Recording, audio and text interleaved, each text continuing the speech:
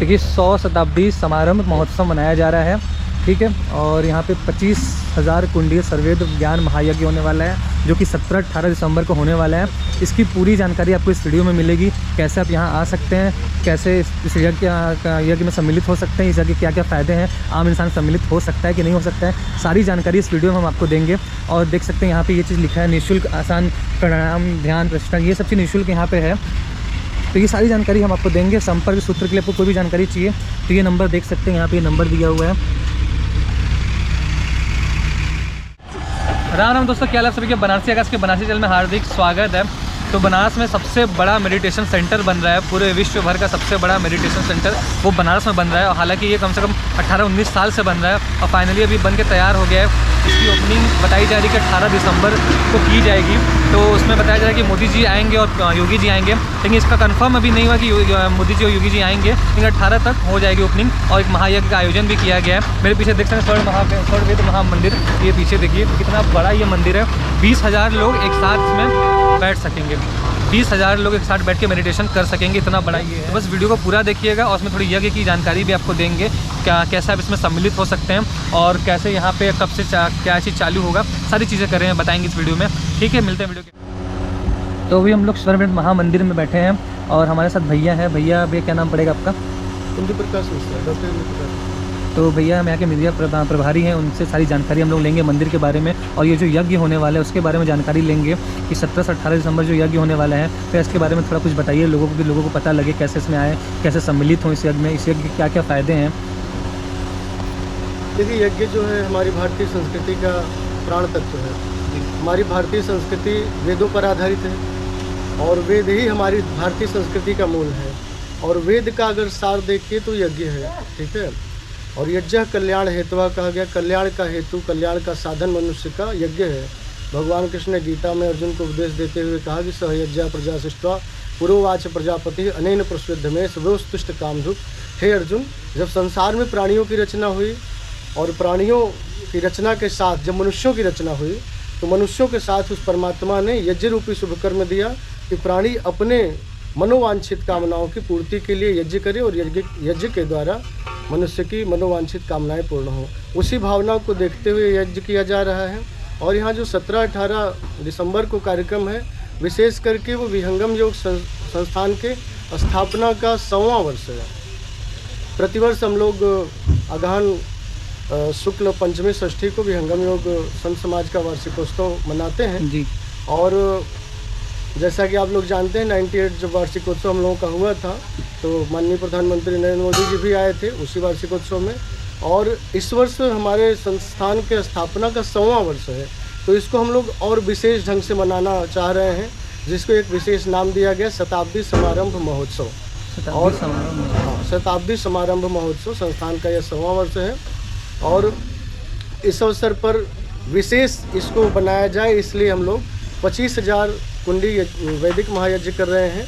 25,000 कुंड बनेंगे और 25,000 कुंडों पर जो दंपति होंगे यज्ञ के लिए बैठेंगे, अपनी कामनाओं को मन में रखेंगे और निश्चित ही वैदिक मंत्रों के द्वारा सद्गुरुदेव की सदप्रेरणा से और ईश्वर की कृपा से उनकी कामनाएं पूरी भी होती हैं, क्योंकि ये मनोकामना की पूर्ति का ही साधन हमारे ऋषियों ने बताया है।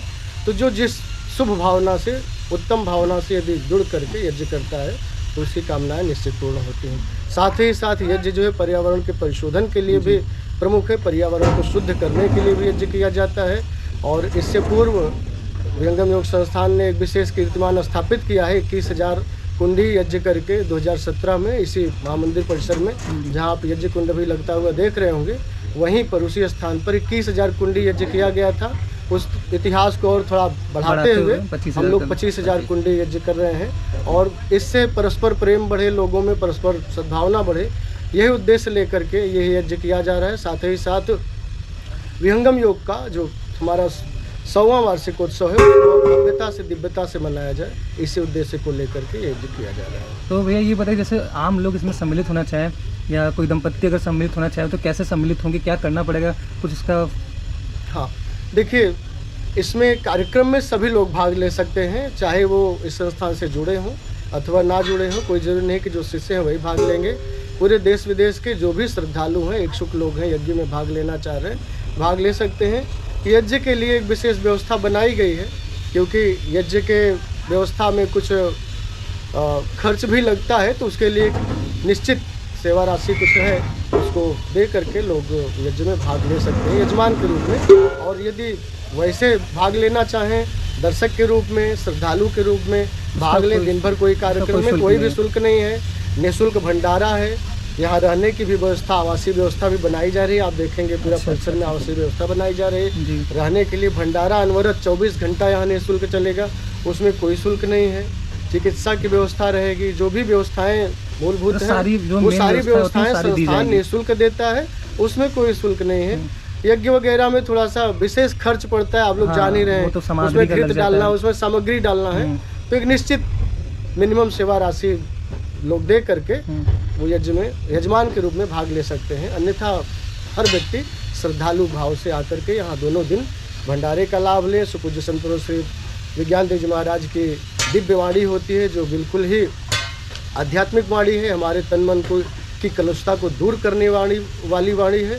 ऐसी वाणियों का लाभ या सद्गुरुदेव की अमृत वाणी का लाभ आप निःशुल्क पूर्ण रूप से ले सकते हैं। सुबह में प्रतिदिन आसन प्राणायाम कराया जाएगा, उसका लाभ सभी लोग ले सकते हैं।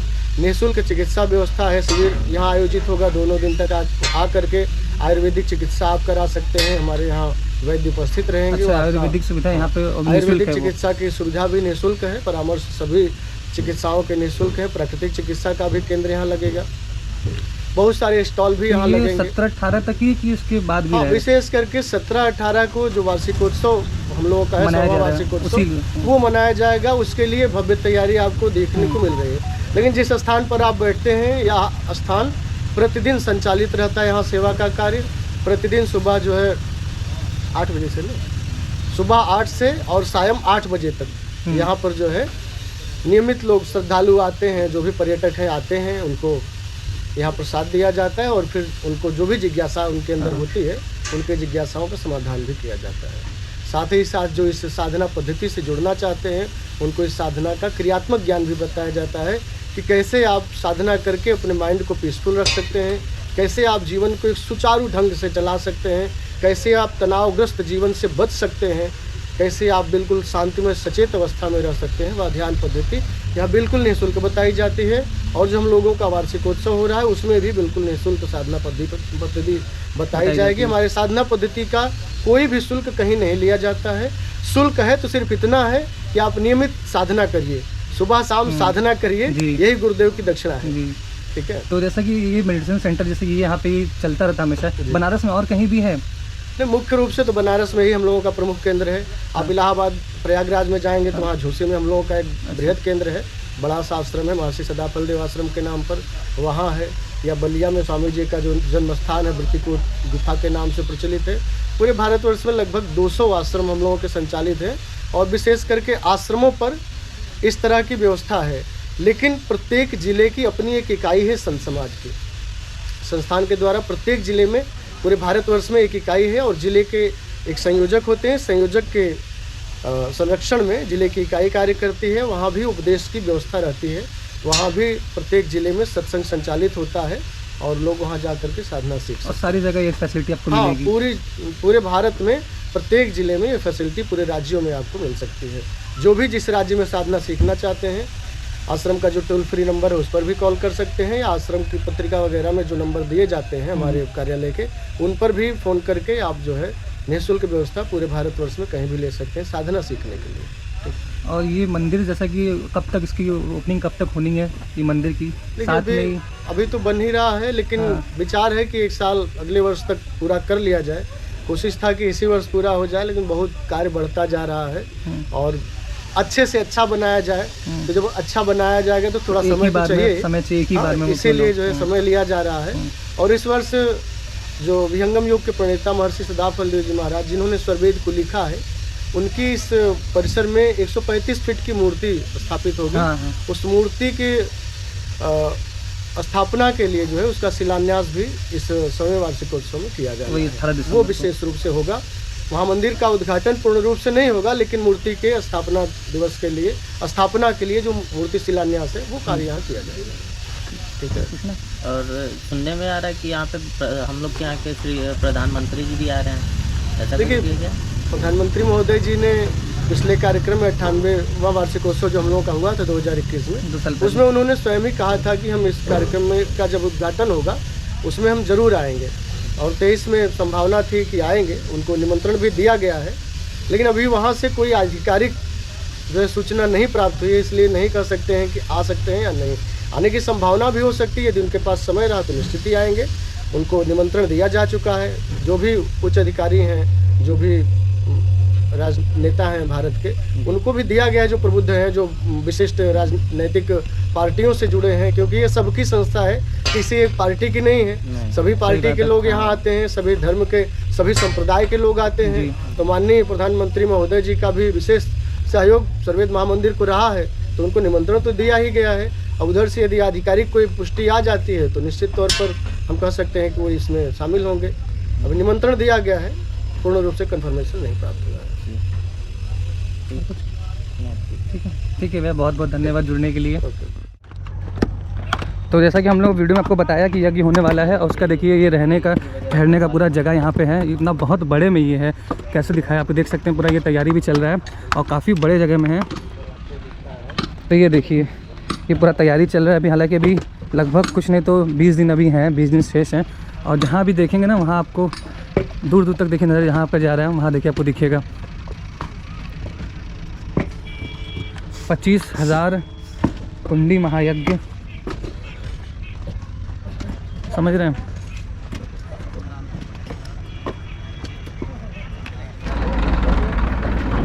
तो देखिए इधर भी देखिए पूरी तैयारियां चल रही हैं, काफ़ी बड़े जगह में, मतलब दिखाने लगेंगे खाली हमको लगता है इसी का वीडियो 10 मिनट का हो जाएगा, इतने बड़े जगह में है।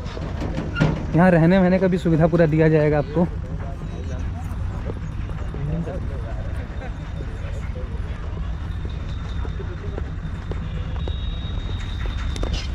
ठीक है, तो चलिए दोस्तों, फिर आपसे मिलेंगे नेक्स्ट वीडियो में।